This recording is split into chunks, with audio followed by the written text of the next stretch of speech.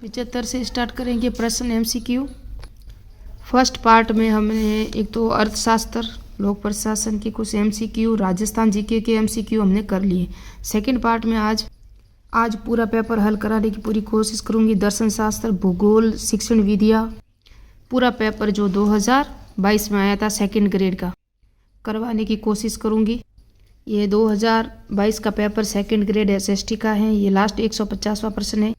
फिर इसके बाद हम स्टार्ट करेंगे संस्कृत विभाग में जो सेकंड ग्रेड का जो पेपर हुआ था एसएसटी लेवल, जो सामाजिक विज्ञान का, जो 21 दिसंबर 2022 को वो पेपर भी आउट हुआ था, तो वो भी हल करेंगे। हम पूरे पेपर हल कर रहे हैं धीरे धीरे। अगर फर्स्ट पार्ट नहीं देखा हो तो देख लेना। 76 तक हमने पूरे हल कर लिए थे। 77वां प्रश्न था भारत में लोकायुक्त संस्था को स्थापित करने वाला प्रथम राज्य कौन सा था, तो वो तो महाराष्ट्र था। वर्ष 2013 में लोकपाल लोकायुक्त अधिनियम भारत में होने से पहले भारत के कई राज्यों में लोकायुक्त संस्था बनाने में कानून पारित किए थे, तो महाराष्ट्र पहला राज्य था जिसने 1971 में लोकायुक्त निकाय स्थापित किया था। 78वां प्रश्न आया था सेकंड ग्रेड 2022 में 23 में हुआ था एग्जाम। तो ये लोकपाल लोकायुक्त अधिनियम 2013 के अनुसार लोकपाल संस्था में कितने सदस्य होते हैं, तो मैंने बताया था आपको इसके अंदर सदस्य होते हैं 8 और एक होता है अध्यक्ष। तो मैंने लोकपाल लोकायुक्त तो वापस पूरा पढ़ाया हुआ है आपको। लोकपाल और लोकायुक्त अधिनियम 2013 की विशेषताएं, इस संस्था में एक अध्यक्ष होता है, अधिकतम 8 सदस्य होते हैं, जिसमें से 4 सदस्य होते हैं ना 50% यानी कि वो न्यायिक सेवा के होते हैं, और 50% जो आरक्षण है, जो एसटी एससी ओबीसी और एक महिला अनिवार्य है। ये इसकी विशेषता है। ये परीक्षा वापस से ऐसा आ सकता है। अध्यक्ष सदस्यों की नियुक्ति एक समिति की सिफारिश पर की जाती है, और उस समिति के अंदर विपक्ष का नेता होता है, प्रधानमंत्री होता है, गृह मंत्री होता है और एक विधानसभा का अध्यक्ष होता है। ये मैंने पूरी समिति बताई थी कि समिति की सिफारिश पर ये नियुक्ति की जाती है। भारत में सूचना का अधिकार अधिनियम कब अधिनियमित किया गया, तो ये भी आया था 15 जून 2005 है, लेकिन 16 जून हमने भी कहीं देखा है मैंने, नहीं सॉरी 1 जून 2016 को वो तो विश्व स्वास्थ्य संगठन है ना, मानवाधिकार आयोग में हुआ था, वो था SDG जो होते हैं ना 17 लक्ष्य है वो है, सॉरी ये है 15 जून 2005 को सूचना का अधिकार अधिनियम 2005 नागरिकों को अधिकार उपलब्ध करने के लिए 15 जून 2005 को अधिनियमित किया गया। वेदों को कहा जाता है, तो हमने कई बार सुना श्रुति, क्योंकि इसको सुनकर लिखा गया था ना। 83वां प्रश्न है भगवद गीता सम्मत आदर्श है, तो कौन है? स्थिति प्रज्ञा आदत है, आदर्श है कौन सा? स्थिति प्रज्ञा। गीता के अनुसार जो व्यक्ति कभी परिस्थिति या सुख दुख, जय पराजय, उत्थान पतन इत्यादि बुद्धि प्रज्ञा को शांत चित्त बनाए रखता है, स्थिति प्रज्ञा कहलाता है।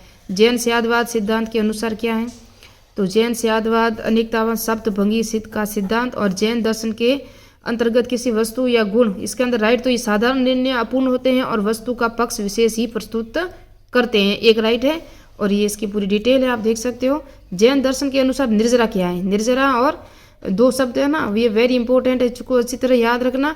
जीव के अबद्ध कर्मों का नष्ट होना, निर्जरा नहीं नष्ट होना, बस ऐसे आप इसको ट्रिक बना के याद कर सकते हो।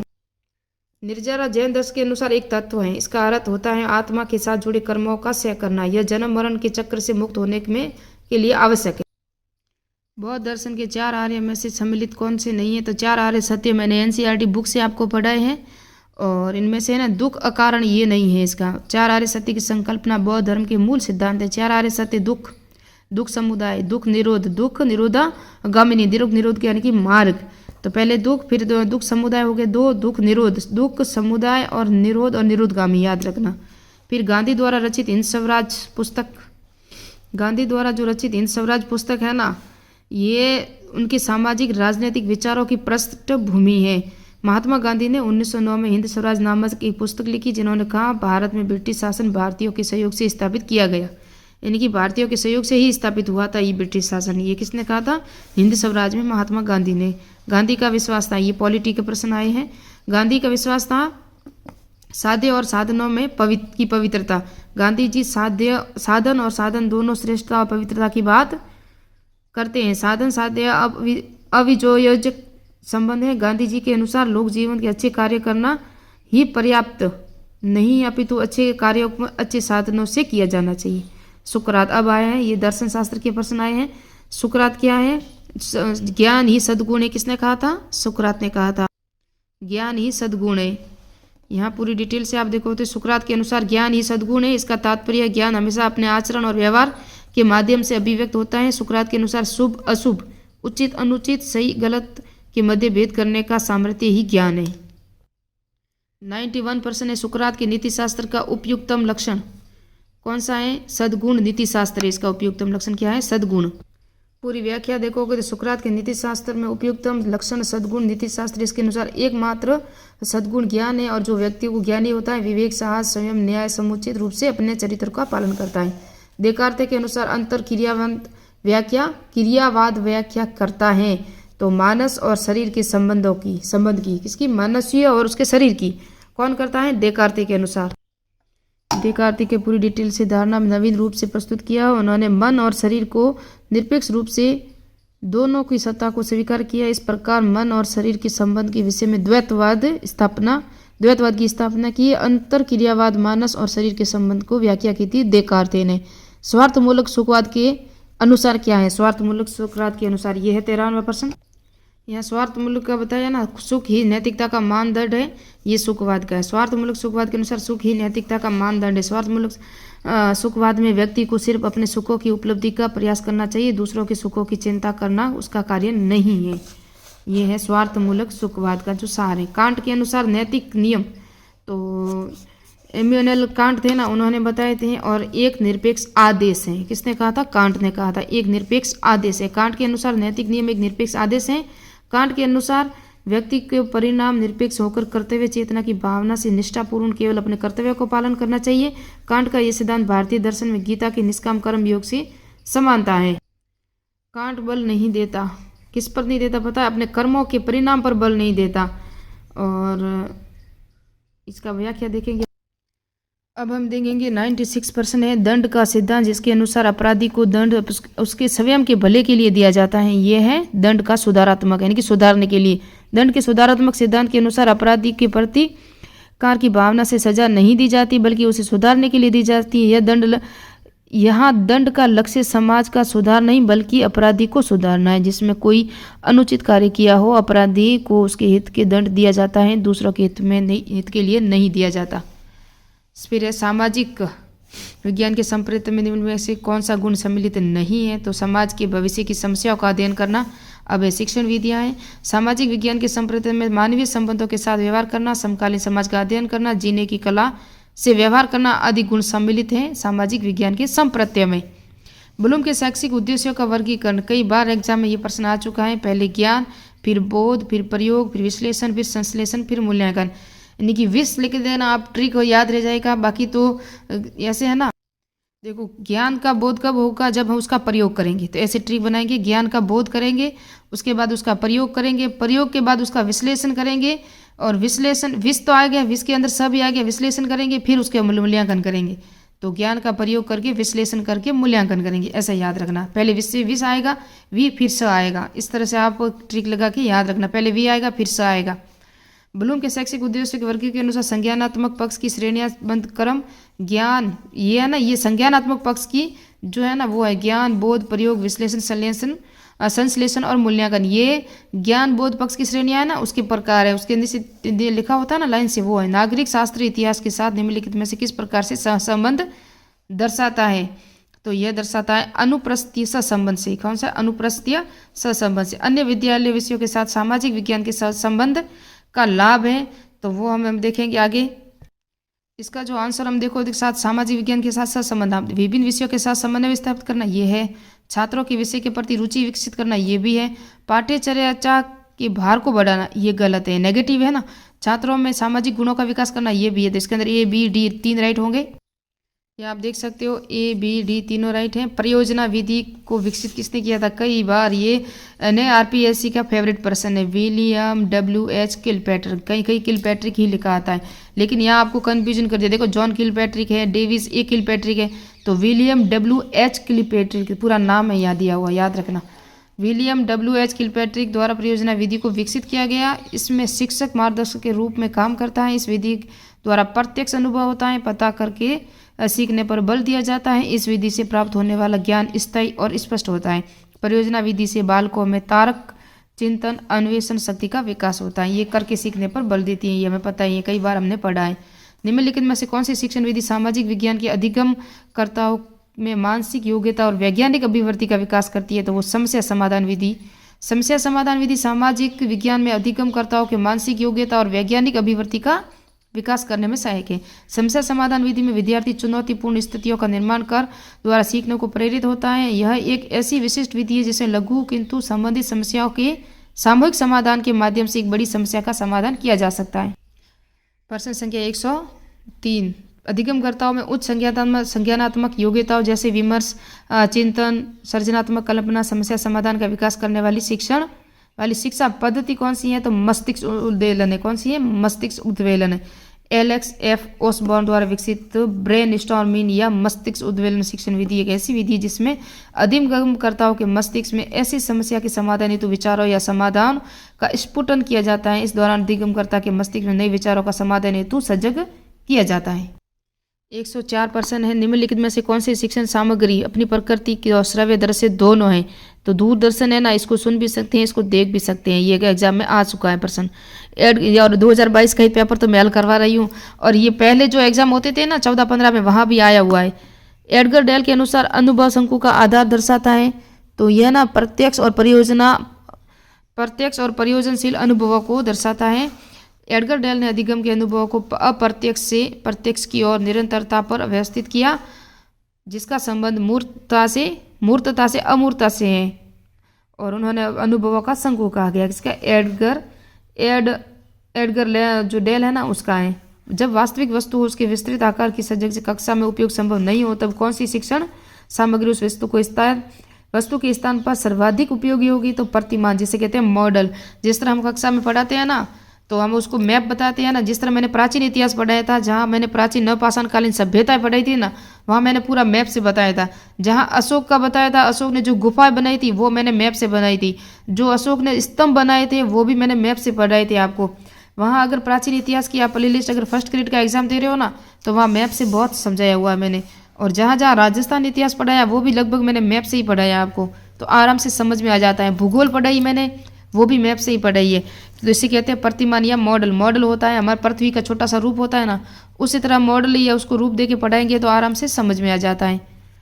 राष्ट्रीय पाठ्यचर्या की रूपरेखा प्रारूप के अनुसार सामाजिक विज्ञान शिक्षक कक्षा में क्या होता है? सुगम करता, उसको मार्गदर्शक करता को, सुगम करता को।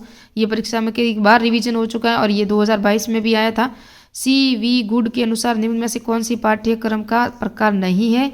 तो ये है ना दक्षता केंद्रित पाठ्यक्रम। देखो विषय केंद्रित है, अनुभव है और सब संबंध करके हम पढ़ाते ही हैं, तो दक्षता केंद्रित पाठ्यक्रम नहीं है, ये गलत है इसका। निम्नलिखित में से कौन सा सामाजिक विज्ञान की पाठ्यचर्या निर्माण का सिद्धांत नहीं है? तो इन सिद्धांतों को अच्छी तरह याद रखना। और ये पृथकता का सिद्धांत है, ये नहीं। अभिप्रेरणा का है, लचीलेपन का है, सामुदायिक जीवन से सहसंबंध का सिद्धांत है। इसकी पूरा जो हल है देखो, सामाजिक अध्ययन पाठ्यक्रम निर्माण के सिद्धांत में उद्देश्य प्राप्ति का सिद्धांत, उपयोगिता का सिद्धांत, कर्मबद्धता का सिद्धांत, भविष्य दर्शिता का सिद्धांत, बालक की मनोवैज्ञानिक विशेषताओं में समावेश का सिद्धांत, क्रियाशीलता का सिद्धांत, सृजनात्मकता का सिद्धांत, व्यक्तित्व भिन्नता का सिद्धांत, वास्तविक जीवन से सुगमता का सिद्धांत, समन्वय का सिद्धांत, लचीलेपन का सिद्धांत, ये सब सामाजिक जीवन में सिद्धांत है ना, ये याद रखना शिक्षण विधियों के। निम्नलिखित विकल्पों में पाठ योजना में हर्बर्टीय उपागम में उपयुक्त तार्किक अनुभव का अनुक्रम का चयन कीजिए। तो ये हमने हर्बर्ट का जो था ना, उन्होंने पहले दिया था और बाद में कौन सा जोड़ा था ये देखेंगे। पहले हम देखेंगे प्रस्तावना, फिर संबंध, फिर प्रस्तुतिकरण, फिर सामान्यीकरण, फिर अनुप्रयोग। क्या है? तो हर्बर्टीय उपागम अधिगमकर्ता में अप्रेसिएटिव मास सिद्धांत है। कौन सा है? अप्रेसिएटिव मास सिद्धांत के आधार पर है। हर्बर्ट के पाठ योजना को बनाने शामिल 5 चरण दिए थे उसने। प्रस्तावना जो तैयारी, प्रस्तुतिकरण, पहले तैयारी करेंगे फिर उसको प्रस्तुत करेंगे, फिर संगठन बनाएंगे, फिर तुलना या सामान्यीकरण, फिर मूल्यांकन, अनुप्रयोग होगा, है ना। प्रसामू लिख दे सकते, ऐसे ट्रिक बना सकते। देखो यहाँ है प्रसामू लिख दिया गया। मूल्यांकन भी कह सकते हो, इसे अनुप्रयोग भी कह सकते हो, ऐसे बना सकते हो। हम ट्रिक बनाएंगे। निम्नलिखित में से कौन सी शिक्षक द्वारा कक्षा में वास्तविक कार्य योजना होती है? तो ये पाठ योजना है, कार्य योजना। ये पूरी डिटेल से यहाँ देखोगे। मॉरिसन्स द्वारा दिए गए इकाई उपागम में निम्नलिखित कौन सा चरण पद है? तो अन्वेषण, प्रस्तुतिकरण, संगठन, विशिष्टीकरण। तो विशिष्टीकरण है, ये नहीं है, देख सकते हो आप। प्रोफेसर SC मॉरिसन ने अपने शिक्षण प्रतिमान में बौद्ध स्तर पर 5 चरणों को वर्णित किया। उन्होंने बौद्ध स्तर दिया था, चिंतन स्तर किसने दिया था? ये भी बनाना, 3 स्तर दिए थे। मॉरिसन ने भी दिया था, एक हंट था उसने भी दिया था, और किसने दिया था पूरी डिटेल से बताना। तीनों में से 1% अब की बार 100% फिर भी आएगा। तो इसके अंतर्गत है अन्वेषण, प्रस्तुति, आत्मसंकलन, व्यवस्था और अनुवाचन, ये होगा। संरचनात्मक मूल्यांकन कब किया जाता है? तो संरचनात्मक मूल्यांकन है ना, शिक्षण अधिगम प्रक्रिया के दौरान होता है, के बाद नहीं होता है। शिक्षण अधिगम प्रक्रिया चल रही है और उसी के साथ में संरचनात्मक मूल्यांकन किया जाता है। शिक्षण प्रक्रिया में शिक्षण की पाठ्य वस्तु में हमेशा इकाई को बांटकर शिक्षण किया जाता है। प्रत्येक इकाई को 2 या 2-3 इकाई समूह को छात्रों में पढ़ाने के बाद अंत में परीक्षण किया जाता है और इसे ही इकाई परीक्षण या संरचनात्मक मूल्यांकन किया जाता है। यानी कि हमेशा इकाई को बांटकर शिक्षण किया जाता है। शिक्षण प्रक्रिया में शिक्षण की पाठ्य वस्तु जो हम सब्जेक्ट ले रहे हैं उसको बांटना, यानी कि टुकड़ों में, प्रत्येक इकाई को 2 या 3 इकाइयों के समूह में छात्रों को पढ़ाने के बाद अंत में परीक्षण किया जाना चाहिए। इसमें इकाई परीक्षण या संरचनात्मक मूल्यांकन कहा जाता है। इनमें से कौन से अच्छे परीक्षण की विशेषता नहीं है? तो ये तो हमने बताई है, कई बार हमने पढ़ा था, विश्वसनीयता, वैधता और विभेदीकरण, लेकिन व्यक्तिनिष्ठता ये कोई विशेषता नहीं है अच्छे परीक्षण की। तो ये विश्वसनीयता, वैधता, वस्तुनिष्ठता, इसमें से प्रश्न 100% एक आएगा। देखो, परीक्षण की विशेषता है निष्पक्षता, विश्वसनीयता, वैधता, व्यापकता, प्रयोजन, नैदानिक, स्पष्टता और विभेदीकरण। यह अच्छे परीक्षण की विशेषता है। इनमें से कौन सी निम्नात्मक प्रकार के परीक्षण की सीमा है? तो इसमें अंकन की व्यक्तिनिष्ठता। निम्नात्मक प्रश्न होते हैं ना, वो बड़े बड़े होते हैं। जो जांचने वाला होता है ना, वो उसको किस तरह से देखता है और किस तरह से MCQ में अब उसको आंसर या नंबर देता है, उसके अंक देता है। अगर हम वस्तुनिष्ठता, जो अबशब्द वाले प्रश्न होते हैं ना, उसके अंदर परफेक्ट होता है, एक ही आंसर होता है और उसके अंदर जो राइट है वही राइट है, परफेक्ट होता है। उसके अंदर आप भेदभाव नहीं कर सकते, उसके नंबर काट नहीं सकते। लेकिन निम्नात्मक प्रश्न व्यवस्था है ना, उसके अंदर हम नंबर काट सकते हैं। वो अपने खुद के नजरिए से वो देखता है। देखो, निम्नात्मक परीक्षण की सीमाएं मात्र रटने पर बल, पुस्तकीय ज्ञान, सीमित उद्देश्यों की अस्पष्टता होती है उसके अंदर, पाठ्यक्रम का अपर्याप्त प्रतिनिधित्व, समय व धन का अपव्यय भी ज़्यादा टाइम लगता है क्योंकि बड़ा है, उचित और निष्पक्ष मूल्यांकन और अत्यंत कठिन मूल्यांकन होता है इसका, संदेहास्पद उद्दीपन का अभाव होता है। इसके अंदर मेन पॉइंट नहीं हो, स्पष्ट नहीं दिखाई देता, हमें संदेह होता है कि क्या पता हमारे नंबर काट लिए हो सर ने, हम किस तरह से आंसर लिखते हैं और वो किस तरह से हमारे नंबर देते हैं। सामाजिक विज्ञान में निम्नलिखित में से कौन से प्रकार के परीक्षण में छात्रों के आलोचनात्मक और स्वतंत्र चिंतन में मूल्यांकन ज्यादा अवसर होते हैं? तो यह निम्नात्मक प्रश्न होता है ना, यहाँ आलोचनात्मक होते हैं और स्वतंत्र चिंतन में मूल्यांकन, यानी कि हम जो 4-5 पेज का प्रश्न होता है उसको आंसर होता है, राइटिंग लिखते हैं। एक नंबर जो 10 नंबर या 15 नंबर का प्रश्न होता है उसके अंदर हम 3-4 पेज में आंसर देते हैं। उसके अंदर हम कुछ भी लिख देते हैं, कोई पैसे डाल देता है, कोई कुछ लिख देता है, कोई अपनी कहानी स्टोरी लिख देता है, कोई अपनी परिस्थिति बता देता है, कोई प्रकार और बिल्कुल स्पष्ट आंसर लिख देता है। तो इस तरह से उसके अंदर आलोचना होती है ना, कि स्पष्ट नहीं है। निम्नात्मक परीक्षण में छात्रों की विषय वस्तु के ज्ञान को संगठन, प्रस्तुतिकरण, तार्किक चिंतन, निर्णय सर्जन आदि की क्षमता का मूल्यांकन होता है। उसके अंदर ये जांचा जाता है कि बच्चे का जो मानसिक स्वास्थ्य है, यानी कि वो किस तरह से प्रस्तुत कर रहा है, हमने जो एक पॉइंट दिया है ना, वो किस तरह से हमारे सामने प्रस्तुत कर रहा है, किस तरह उसकी प्रस्तावनाएं हैं, उसकी विशेषताएं हैं, उसके प्रकार हैं, उसकी परिभाषाएं, किस तरह से आंसर के माध्यम से वो प्रस्तुतिकरण कर रहा है, और उसका चिंतन लेवल जो है तो ना, मानसिक लेवल कितना है, सोचने की क्षमता कितनी है, लिखने की जो राइटिंग होता है ना, हम लिखते हैं वो कितनी स्पीड है, ये सब देखा जाता है निम्नात्मक परीक्षण में। सारगोन युगीन सुमेरियन अभिलेखों में सिंधु सभ्यता के लिए निम्न में से कौन सा शब्द प्रयुक्त है? तो ये है महल हुआ। ये मैंने अभी फर्स्ट ग्रेड का सौरव चौबे की बुक से इतिहास की सारी प्लेलिस्ट बनाई हुई है, आप देख लेना। सुमेरियन अभिलेखों ज्ञात होता है कि विदेशों में सिंधु घाटी सभ्यता के व्यापारियों को मेलुआ कहा गया, और ये NCERT में भी स्पष्ट लिखा हुआ है। ऋग्वैदिक काल में कौन सा देवता युद्ध का देवता माना जाता था? तो ये 4 इंद्र है ना, ये युद्ध का देवता था। कौन था? इंद्र, जो युद्ध का देवता। ऋग्वेद के कालीन देवता, उत्तर वैदिक कालीन देवता, वैदिक कालीन देवता कौन कौन थे, क्या क्या उनकी जो पुस्तकें, परिभाषाएं क्या क्या थी, पूरे देख लेना, वहाँ मैंने प्लेलिस्ट बनाई हुई है। फर्स्ट ग्रेड की UGC net assistant professor level से एक भी पॉइंट नहीं छूटा, वहाँ पर स्पष्ट मैंने पूरा का पूरा करवाया है। कार्य कारणवाद की बौद्ध अवधारणाएं कहलाती हैं, वो है प्रतीत्य समुद्वाद, जो कार्य कारणवाद होता है, जो कारण के लिए होता है। प्रतीत समुद्वाद भगवान बुद्ध के दूसरे आर्य सत्य में तहत, दूसरा जो आर्य सत्य है ना, जो बौद्ध धर्म के 4 आर्य सत्य हैं, उसके अंदर जो दूसरा आर्य सत्य है उसके अंदर प्रतीत समुद्वाद का प्रतिपादन किया है, और बौद्ध धर्म का कार्य कारणता सिद्धांत कहलाता है। इसका शाब्दिक अर्थ होता है ऐसा होने पर वैसा होना, यानी कि हमने जो पहले जैसे कि गलतियां की तो उसकी सजा हमें अब मिल रही है। तो द्वादश निदान चक्र भी इनको कहा जाता है, जो द्वितीय आर्य सत्य में दिया हुआ है प्रतीत समुद्वाद। मौर्य प्रशासन में निम्नलिखित में कौन सा अधिकारी भूमि की माप और उसकी सीमाओं का निर्धारण के लिए उत्तरदायी था? तो 2 नंबर है रज्जुक है ना, ये भूमि माप के लिए था और उसकी सीमाओं का निर्धारण करने के लिए उत्तरदायी था। मौर्य प्रशासन में रज्जुक राजस्व सेटलमेंट अधिकारी, न्यायिक अधिकारी भी होता था रज्जुक। युक्ता अधीनस्थ राजस्व अधिकारी और मुख्य राजस्व अधिकारी प्रादेशिक होता था। तीनों को अच्छी तरह याद रखना। अब की बार फर्स्ट ग्रेड में एग्जाम में ये प्रश्न आ सकता है कि मौर्य प्रशासन में कौन सा अधिकारी भूमि की माप और उसकी सीमाओं का निर्धारण करने के लिए उत्तरदायी था? तो वो था रज्जुक। और प्रादेशिक है ना, वो मुख्य राजस्व अधिकारी था। निम्नलिखित में से कौन सा विशालतम चैत्य है? तो ये क्या है ना, कार्ले का जो चैत्य है ना वो सबसे बड़ा है। ये पूरी डिटेल आप मैंने कहा प्राचीन इतिहास मैंने पूरा पढ़ाया हुआ, मध्यकालीन इतना नहीं पढ़ाया जितना प्राचीन इतिहास मैंने पढ़ाया है। निम्नलिखित में से कथनों पर अध्ययन कीजिए, नीचे दिए गए विकल्पों का चयन कीजिए। तो ये पूरा डिटेल से देखो। गुप्त, कुछ गुप्त शासक भगवान शिव के उपासक थे। मंदिरों में मूर्ति पूजा गुप्त काल से हिंदू धर्म की सामान्य विशेषता बन गई थी, सामान्य विशेषता बन गई थी, और ये भी सही है। और गुप्त राजाओं के विभिन्न धार्मिक संप्रदायों की प्राप्ति सहित गुप्त की नीति का पालन किया था।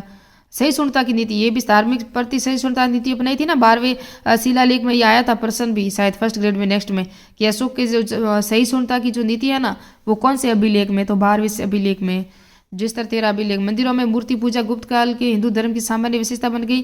तो मूर्ति पूजा या मूर्ति निर्माण भी गुप्त काल से ही स्टार्ट हुआ था, ये भी पता है। गुप्त काल वंश के कुछ शासक क्या थे? शिव के उपासक थे, कुछ बौद्ध के उपासक थे। शिव के भी थे और बौद्ध धर्म को तो बाद में आया, फिर बौद्ध के उपासक हो गए थे, सब गुप्त शासक है ना। तो इसमें से मुझे लगता है सभी सही है, सभी सही है। वराहमिहिर की वृहत संहिता की रचना हुई थी, तो ये है 6ठी शताब्दी में हुई थी वराहमिहिर की वृहत संहिता। वृहत संहिता वराहमिहिर द्वारा 6ठी शताब्दी में संस्कृत में रचित एक विश्वकोश है, जिसमें मानव रुचि के विविध विषयों को लिखा गया है। इसमें खगोल शास्त्र, ग्रहों की गति, याद रखना खगोल शास्त्र, ग्रहों की गति, ग्रहण, वर्षा, बादल, वास्तुशास्त्र, फसलों की वृद्धि, इत्र निर्माण, लग्न, पारिवारिक संबंध, रतन, मोती, कर्मकांडों का वर्णन है वृहत संहिता, जो वराहमिहिर द्वारा लिखी गई संस्कृत भाषा में रचित पुस्तक है, जो 6ठी शताब्दी में लिखी गई थी। वेरी इंपॉर्टेंट प्रश्न है ये। निम्न में से कौन पुष्टि मार्ग का संस्थापक था? तो ये है वल्लभाचार्य। वल्लभाचार्य ने शुद्धाद्वैत दर्शन के आधार पर पुष्टि मार्ग की आधारशिला रखी, जिसमें प्रेम प्रमुख भाव और पुष्टि मार्ग की भक्ति की प्रकार की अवधारणाएं प्रवाह, पुष्टि, भक्ति, मर्यादा, पुष्टि, भक्ति, शुद्ध पुष्टि और आदि सभी इन्होंने दी थी ना। वीडियो तो बड़ा हो जाएगा, लेकिन पूरी कोशिश करूँ कि पेपर पूरा दे दो। देखती हूँ आगे कितना होता है। पेपर पूरा मिल जाए तो आपको पूरे देखेंगे तो नेक्स्ट पार्ट में तो दूसरा पेपर स्टार्ट हो जाएगा। और संस्कृत विभाग की जो 29 दिसंबर को एग्जाम है ना सेकंड ग्रेड का, इसलिए मैं जल्दी से करवा रही हूँ। कस्ब अल मजूब पुस्तक के लेखक कौन था? तो अल हुजवीरी थे। सूफी संत अल हुजवीरी द्वारा फारसी में सूफीवाद पर रचित ग्रंथ कस्ब उल मजूब, अंग्रेजी में नाम मुझे नहीं दिख रहा पूरा से, अंग्रेजी में यूनि अनवेलिंग ऑफ द जद्दीन पुस्तक का नाम है, ये अंग्रेजी में इसका अनुवाद। और ये है ग्रंथ जो फारसी भाषा में लिखा हुआ है, संत सूफी संत कौन थे? हुजवीरी द्वारा। और इसमें रूढ़िवादी सूफीवाद के विभिन्न पहलू और इस्लामी समुदाय के महानतम संतों की जीवनी का उल्लेख है। मुगल शासक अकबर के समय निर्मित प्रथम इमारत इनमें से कौन सी थी?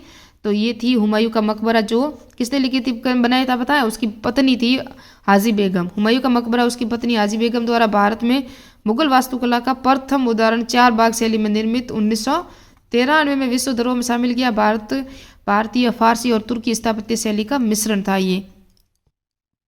शिवाजी ने निम्नलिखित में किस मराठा प्रमुख से जावली पर विजय प्राप्त की थी? तो ये थे चंद्रराव मौर्य। 1656 में शिवाजी ने चंद्रराव मौर्य से जावली पर विजय प्राप्त की थी 1656 में। 1857 की क्रांति के दौरान जगदीशपुर में कुंवर सिंह की मृत्यु के उपरांत विद्रोह का नेतृत्व किसने किया था? तो अमर सिंह ने किया था। देखो वेरी इंपॉर्टेंट पर्सन है, हमेशा जगदीश कुंवर से ही आता था और उनकी डेट या स्थान पूछा जाता था। और अब देखो आप यहाँ ये जो हो गए अमर सिंह आ गए। 1857 के विद्रोह में कुंवर सिंह ने बिहार, पहले ये भी बिहार इसका स्थान भी पूछा जाता था, अब उसके बाद के नेतृत्व पूछा जा रहा है। तो क्रांति का नेतृत्व किया इसकी मृत्यु के उपरांत विद्रोह ने नेतृत्व अमर सिंह ने किया था। 129वां प्रश्न कौन सा है? 1890 में कलकत्ता में भारतीय राष्ट्रीय कांग्रेस के 6वें अधिवेशन की अध्यक्षता किसने की थी? अब तक हमने एग्जाम में कई बार देखा ना, 5 अधिवेशन थे उनके ही अध्यक्ष पूछे जाते थे, लेकिन अब फिरोज शाह मेहता ने आए, ये 6ठा है जिन्होंने इसकी अध्यक्षता की थी। भारतीय राष्ट्रीय कांग्रेस का जो 6ठा अधिवेशन है कलकत्ता में हुआ था 1890 में। इसके अध्यक्ष फिरोज शाह मेहता, और फिरोज शाह मेहता प्रथम महिला स्नातक कादम्बरी गांगुली ने भी भाग लिया था इसमें। कादम्बिनी गांगुली थी ना, उसने अभी प्रथम महिला जो थी स्नातक, उसने बीए पहली बार किया था। भारत की जो पहली महिला थी जिसने पहली बार भारत में बीए किया था, उसने भी इसमें भाग लिया था, जो छठा अधिवेशन था। 1917 में मार्टिन क्यू की ऐतिहासिक घोषणा के बाद होम रूल आंदोलन में किसने समाप्त किया था? तो ये किया था एनी बेसेंट ने समाप्त किया था।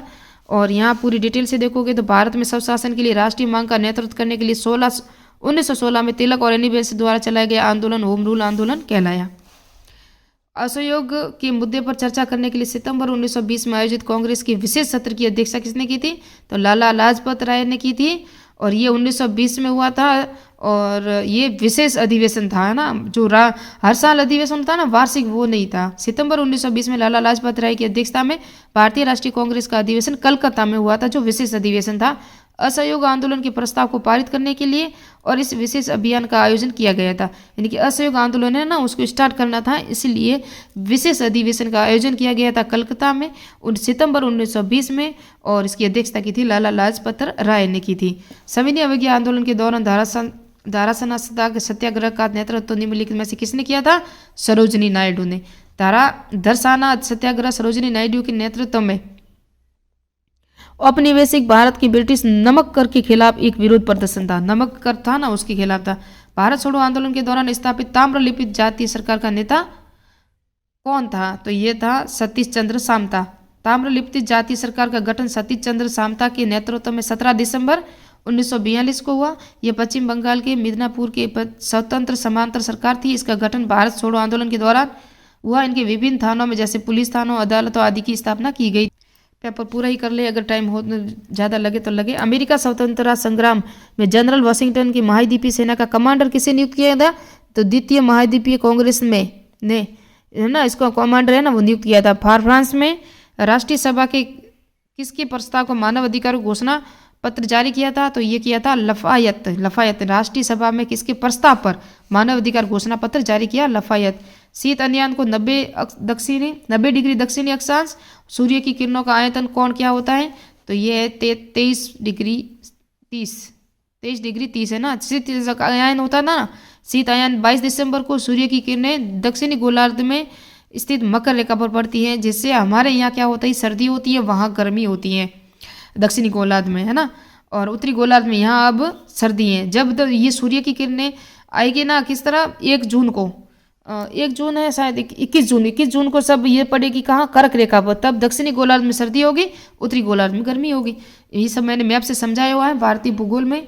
और पृथ्वी के उत्तरी गोलार्ध सूर्य सबसे अधिक दूर होता है, इससे क्षेत्र में शीत ऋतु होती है।